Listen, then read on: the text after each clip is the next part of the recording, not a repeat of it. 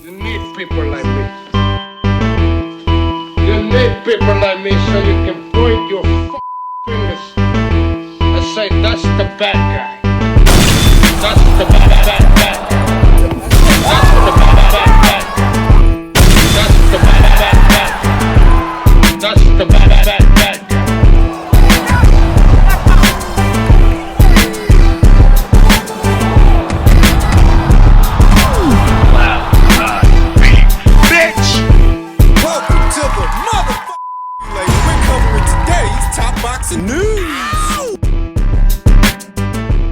Okay, we'll start with this. We now know when Johanna Wonyou will be returning to action. She will be returning to action later on this month on the 26th against Romero. Initially, she was supposed to be facing former champion Yarde Riyadh in a fight that was postponed at least 2 times by my count, and unfortunately, young Johanna lost a bit of time on that. So now she's fighting Romero of Spain, the former EBU champion who's been around the block and fought some really good fighters, in a bantamweight contest scheduled for 8 rounds. A learning fight for young Johanna Wonyou, who is 25, to Romero, who is 39. Would seem Johanna Wonyou has moved down in weight for this fight. She was campaigning as a super bantamweight at 122. This fight is at 118, sporting a professional record of 11 wins with no losses, no draws, 2 knockouts. To Romero, who sports a professional record of 11 wins with 8 losses, no draws, 2 knockouts, having been knocked out once in 19 professional bouts. That was by Dina Thorsland, who basically manhandled Romero. Will young Johanna Wonyou be able to do the same? Mary's coming off a loss, a majority decision loss to Stephanie Silva. And that was last month. She's going to be facing Johanna in this one. She's lost 4 of her last 6 fights, and she's getting on in age. So I do expect Johanna Wonyou to win the fight. It's just a question of how. Does she beat her on points, or does she stop her? Does she knock her out? Johanna Wonyou last in action in September of last year, where she fought 2 times. She fought once in March and fought again in September, and she would have been back much sooner if not for the constant delays in the Yarde Riyadh fight. One of the better and more well-rounded fighters anywhere at or around these weights, Johanna Wonyou is best described as a boxer-puncher, a capable one, good athleticism, good speed, respectable power, not necessarily a knockout merchant, but at the same time, you don't want to let her hit you clean. She's already given 2 unbeaten fighters like herself their first professional losses, one in Wendelin Cruz and another one in Simona Salvatore. Not yet with a major promotional outfit, but whoever's handling the career of Johanna Wonyou is doing a pretty decent job of keeping her active and keeping her busy, fighting on a regular schedule of fights for many years now, 2 times in 2023, 2 more in 2024, and she would have come back sooner this one if not for the delays in the Riyadh fight. She takes care of business later on this month. There's still time to bring her back in either the fall or winter months to salvage what remains of this year. And I anticipate that Johanna is going to win this fight. It's just the question of how. Does she beat her on points? Does she beat Mary on points? Or does she knock her out? Does she stop her? Because an inaugural undisputed champion has been crowned in the bantamweight division in Shernika Johnson on the undercard of Taylor vs. Serrano 3. All paths lead to Shernika. Any fighter climbing up the ranks, angling for a title, has to go through Shernika Johnson. And so every step that young Johanna Wonyou takes is a step in the direction of Shernika Johnson until further notice, until such a time as Shernika decides to move up. And she might, but at the moment, she is this division's reigning undisputed champion, so it doesn't matter what belt you want to go after, you have to go through her to get it. That applies to young Johanna Wonyou, that I anticipate is going to win later on this month, and we'll see what comes after that. Men's light heavyweight news from the desk of WBO President Gustavo Olivieri. WBO interim light heavyweight title. It is a matter of public knowledge that WBO light heavyweight champion Dmitry Bivol is on course for a trilogy against the former champion Artur Beterbiev. Therefore, in furtherance of keeping the division active, the WBO is ordering Callum Smith versus David Morrell, what would be a defense of Callum Smith's WBO interim title. He doesn't get the squat on it, he's got to defend it. The parties will be granted 30 days to reach an agreement or purse bid proceedings will be ordered. Negotiation order is forthcoming, and so all of this is a byproduct of Artur Beterbiev and Dmitry Bivol fighting for a third time, because they're going to have a trilogy. Gustavo wants to keep things moving, and I'm not against it. But I remember a little over a week ago that Dan Canobio and Chris Algieri discussed this on ProBox with a bit of a demeaning tone. Beterbiev and Bivol situation has become extremely murky, but now it turns out that both of them asked Turkey's permission for the fight to be staged in Russia with different organizers. Okay, so they'll fight sometime this year. Turns out now Beterbiev says, I have no idea when the fight's going to be. The rematch lost luster because of how the second fight went. And then when the Benavidez-Bivol fight was dangled, everyone was like, oh, I want that. I don't want the third fight. I want that fight. And then we lost that, and I just don't think the fanfare for the rematch, the rubber match, is really there anymore. Dan Canastota is tantamount to chastising anyone who thinks that they should run it back, that there should be a tiebreaker, saying, y'all wanted Bivol versus Beterbiev 3 so badly now, no one knows when it's happening. Bivol versus Benavidez is the fight at 175. What kind of rationale is this? We got not one, not two, but 3 Deontay Wilder versus Tyson Fury fights, even though the second one was supposed to be the tiebreaker. Yeah. We got not one, not two, but 3 Fury versus Chisora fights. So that when a fight comes around that actually has a precedent for a third, for a trilogy, you want to complain? They're 1-1 with each other. They need to break the tie. What's wrong with that? It's basically chastising anyone who thinks they should fight for a third time. Them fighting for a third time has actually been quite beneficial to the light heavyweight division when you consider that now David Benavidez is going to fight Anthony Yarde in Saudi Arabia in November, and now Callum Smith will be facing David Morrell. So instead of just looking forward to one fight involving a Benavidez and a Bivol, you get to look forward to 3. This is keeping things moving in the light heavyweight division in a positive way. David Morrell sports a professional record of 12 wins with 1 loss, no draws, 9 knockouts, having never been knocked out in 13 professional bouts.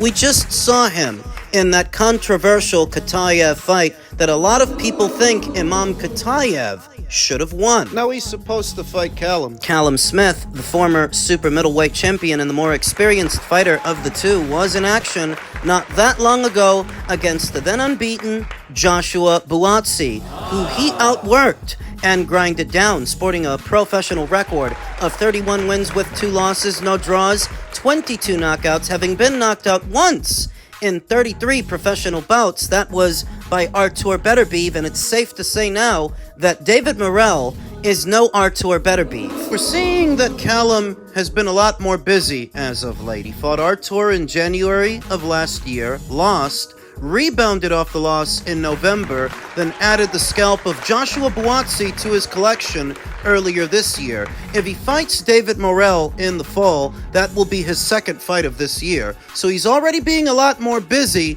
than he used to. Than he usually is. The same applies to David Morrell, who really only fought once last year. That was the hot rod fight on the undercard at Crawford versus Madrimov. This year he fought David Benavidez in February. He fought Imam Katayev earlier this month, and in the fall, looks like he's set to face Callum Smith. That'd be his third fight this year. Particulars in association with the match. There's more money behind Callum Smith than there is behind David Morrell. We often talk about the state of affairs at the PBC. I don't think they can afford to get in a purse bid situation over a fight like Morrell versus Smith just to bring it to America, where it's not going to do no numbers anyway. You're better off outsourcing David Morrell again. You've already outsourced him 2 times. You outsourced him in August of last year, and you just outsourced him again to another one of Turkey's shows. So what's one more? They can add this to the show that Turkey is doing in November, headlined by David Benavidez and Anthony Yarde. This would be a great addition to that show. That's assuming that Matchroom doesn't pick it up and do it all on their own. That's assuming that Matchroom doesn't just do it in Liverpool or someplace. All the things I've done in my career. But that is also assuming that David Morrell actually wants this fight. Does he? We don't yet know. Callum Smith, whether he wants it or not, he has to abide by this order. He doesn't have much of a choice. He's in a pole position to become a light heavyweight champion via his WBO interim status, but now he's being ordered to defend it. So he has to fight, whether he wants to or not. Gotta maintain that position, buddy. That's the way it is. Slight edge to the interim champion, slight edge to Callum Smith, it being that when you compare their light heavyweight runs, Callum has looked more impressive and more devastating compared to David Morrell. Now, these are two guys who both moved up from 168. But when you compare Callum's power to David's power at 175, when you compare Callum's performances to David's performances at 175. Callum's been looking better, and Callum's actually knocking people out. David Morrell isn't. David's power at 175 doesn't seem to be what it used to be at 168. Callum Smith to David Morrell would be one of the taller and rangier fighters that he's come across so far. He just struggled with a tree stump, a shortstop, in Imam Katayev. Now he's going to have to deal with a tall drink of boxing. Slight edge to Callum. And a chance for redemption for David, whose cult following that he was starting to amass as a super middle seems to have dissipated as a light heavy, losing to David Benavidez, then arguably losing to Imam Katayev. And this is a guy who they used to say was all wrong for Canelo. Just to go in there and get dropped and go life or death with a far less experienced and small Imam Katayev. Give me a break. But it will count towards his reputation as any kind of a bogeyman if he can win a decisive victory over Callum Smith. I'm just not sure that he can. He just didn't against Imam Katayev, and Callum Smith is a lot more experienced as a super middle and as a light heavy than David Morrell. So we'll see what happens. Elsewhere in the light heavyweight division, Samson Lukowicz detailed David Benavidez's move to Riyadh. I've been waiting to hear from Samson Lukowicz to see what changed his mind, because where initially he said he would never send David to Saudi. Just a few months later, here we are. In an exclusive interview with Brunch Boxing, David Benavidez's longtime promoter Samson Lukowicz laid bare how the deal with Saudi Arabia came together and why the fighter's path is now leading back to the kingdom. I didn't send him, Lukowicz clarified. It was a negotiation. The veteran promoter emphasized that despite the perception of bad blood, he held no personal animosity towards Turki El Sheikh. In fact, he acknowledged that when the offer came in, it was simply too good to pass up. I have nothing against Turki El Sheikh, Lukowicz said. He made an offer that I couldn't refuse. This is boxing. You have to do what's best for your fighters. According to Lukowicz, the deal came together with unprecedented speed, something rarely seen at the elite level of this sport. I really appreciate that they got in touch and they made the fight within 48 hours. A major fight to make it in 48 hours. I never saw that in 30 years in this business. While the backstory includes a fair share of chaos and controversy, the result is a marquee matchup with global intrigue, and for Benavidez, the rewards are tangible. Lukowicz confirmed that the 28-year-old will receive the most lucrative payday of his career when he steps into the ring against Yarde in Riyadh. And bear in mind that this is a fighter who's fought on pay-per-view here in America as a headliner 3 times! And I've long maintained that David ain't doing big numbers with those pay-per-views, so he can't be making very much, making the hardline stance that Samson Lukowicz initially took. Stupid. Personally, I would never go to Saudi because the sole reason that I love that screaming and, like at this time, Fundo, that is what he makes the fight. That it builds the momentum for the fighter. Mm-hmm. And in Saudi, it builds the momentum for money. Money is not everything in boxing. And yet money's the reason you say you're going. Money is the reason that you guys came around, but it's not just the money that they're offering David. It's not just the money Turkey has. It's the money you don't have, because what was the alternative for David? If you weren't doing this in the fall, what were you going to do? Who were you going to fight? You already failed to make the fight with Callum Smith, and I hardly think that Anthony Yarde was going to come to America for peanuts on the dollar. 1 minute he's telling you that money isn't everything in boxing, and the next minute he's telling you that money is the reason they're going over there. That he being David Benavidez, will get the best purse he's ever had. I always look out for what's best for my fighters. The best purse he's ever had, huh?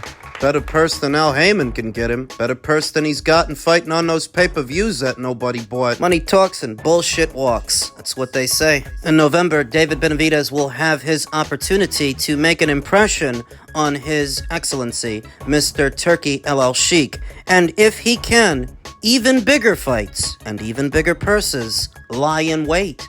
I want one day to see Benavidez against Artur or against Bivol, and maybe also Obutaya, one of these three, and Yarde will have chance. So there's a whole lot on the line in November for David Benavidez. More than his newly obtained WBC title, his reputation as a bogeyman, and his future, because if he aspires to get any one of those guys Turki mentioned in the ring, he can't do it on his own. Off his marquee value alone, with the little bit of pay-per-views that he sells in America, after the kind of money that those fighters have made in Saudi, and all they stand to make moving forward, David doesn't have enough drawing power to bring them to America. He has to work with Turki. There is no alternative. How many times and how many videos did you hear me say that David Benavidez don't got the scratch to bring either Callum Smith or Anthony Yarde to Vegas? If he had more drawing power, I could see. But those fights in America, solid fights to a hardcore, don't mean much to a casual. You're not going to draw but so many people. And without that casual appeal, you just won't generate enough to make them happen on your terms. I long expected that David Benavidez might leave the light heavyweight division to go fight Zurdo Ramirez at cruiserweight, since they mentioned it a good number of times. But I'd wager that whatever Turki offered him to box in Saudi must be well in excess of what a Zurdo Ramirez fight would have paid in America. So he stands to make a lot, and he stands to gain a lot in November if he can win. The thing is, I don't think Samson Lukowicz is all that comfortable with this arrangement. It's just he doesn't have a choice. There is no alternative. Nothing is not a substitute for something. If you're thirsty for water, a tall glass of nothing ain't gonna quench your thirst. You need something. Juice, lemonade, Gatorade, something. Nothing is not a substitute for something. So for Team Benavidez, there was little choice but to bend the knee and kiss the rings. They made a wise decision. Now all they have to do is try to stay in character. They like to build David Benavidez as some sort of a monster on PBC shows, but can he stay a monster on a Turki El Sheikh show in Riyadh season? Operating outside of that bubble, when he is so exposed to the rest of the boxing world, is he still going to be a monster in November? We'll see. We'll find out.